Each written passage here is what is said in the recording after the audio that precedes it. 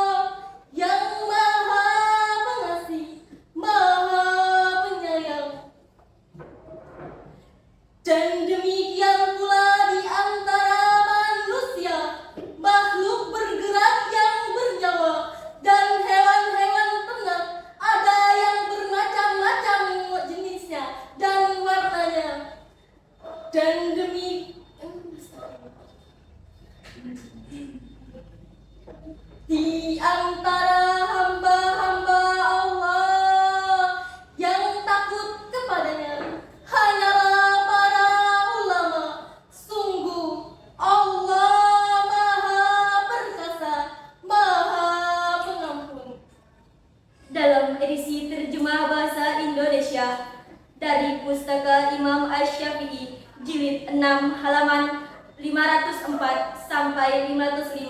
Imam Ibnu Katsir menjelaskan bahwa Allah berfirman seraya mengingatkan bahwa Dia adalah pencipta segala sesuatu yang beraneka ragam. Dia menciptakan dari satu jenis air berbagai macam tumbuhan dan buah-buahan yang memiliki aneka ragam warna, rasa, aroma, dan bentuknya. Di antara hamba-hamba Allah yang takut kepadanya hanyalah para ulama. Maksudnya, yang benar-benar takut kepada Allah dengan sebenar-benarnya takut adalah para ulama, yaitu orang-orang yang berilmu. Karena semakin seseorang mengenal Allah yang Maha Agung, Maha Kuasa, Maha Mengetahui, yang memiliki sifat-sifat sempurna dan nama-nama yang mulia, maka pengenalannya akan semakin sempurna dan rasa takut kepada Allah akan semakin besar dan bertambah. Rasa takut yang membuat seseorang malu untuk berbuat maksiat. Inilah ciri utama ulama sejati. Ilmunya tidak membuatnya sombong, justru membuatnya patuh dan tunduk kepada Sang Pencipta.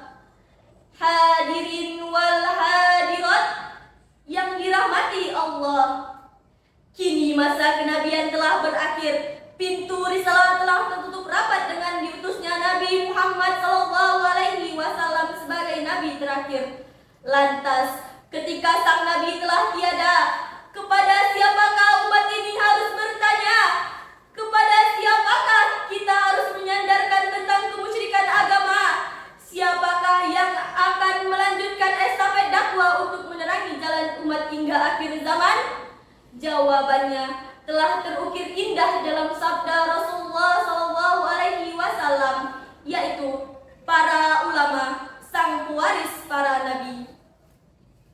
Merekalah lentera yang cahaya tak pernah padam, menuntut umat di tengah kegelapan. Merekalah mata air ilmu yang jernih, tempat kita meneguk petunjuk ilahi. Merekalah para ulama, pencusuar ilmu dan petunjuk jalan kebenaran. Bahkan Allah menjanjikan kepada mereka derajat agung sebagaimana dalam firman Allah dalam Quran surat Al-Mujadilah ayat 11 yang akan dibacakan oleh qari'ah kami berikut ini. Ya ayyuhalladzina amanu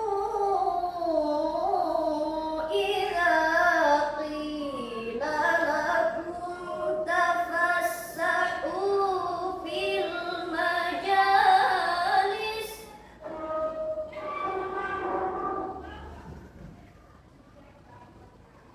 tafassahu fil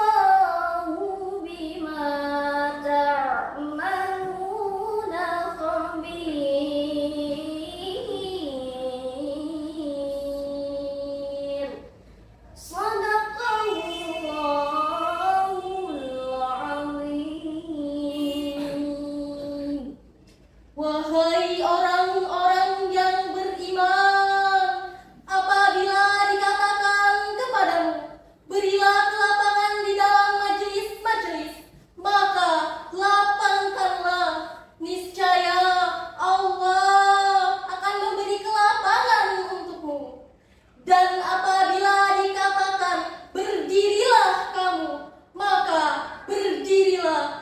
Niscaya Allah akan mengangkat derajat orang-orang yang beriman di antaramu dan orang-orang yang diberi ilmu beberapa derajat. Dan Allah Maha teliti apa yang kamu kerjakan. Maha benar Allah dengan segala firman-firman-Nya. Dalam edisi terjemah bahasa Indonesia yang diterbitkan oleh Pustaka Azam Jilid 17 halaman 235 sampai 241, Imam Al-Qutubi menjelaskan ayat ini dalam beberapa poin penting yang mencakup adab dalam majelis dan keutamaan ilmu. Pertama, perintah memberi kelapangan. Ini adalah perintah untuk saling berlapang-lapang, jangan bersempit-sempitan dalam majelis. Maka Allah akan memberi balasan berupa kelapangan di dunia dan di akhirat. Kelapangan rezeki, kelapangan rumah dan hati, kelapangan di dalam surga.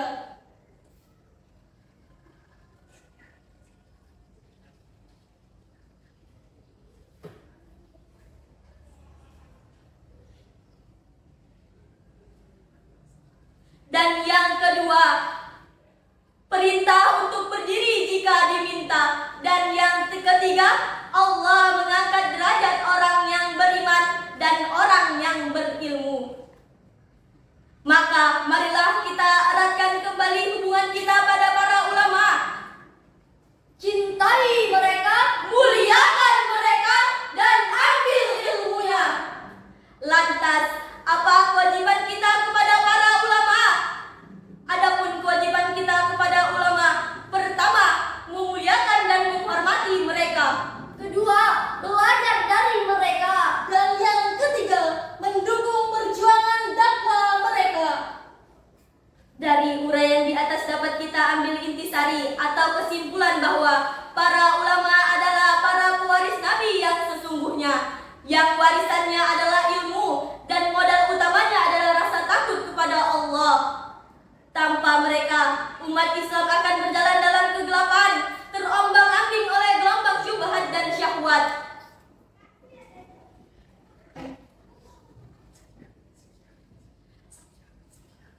Sekian saya tutup.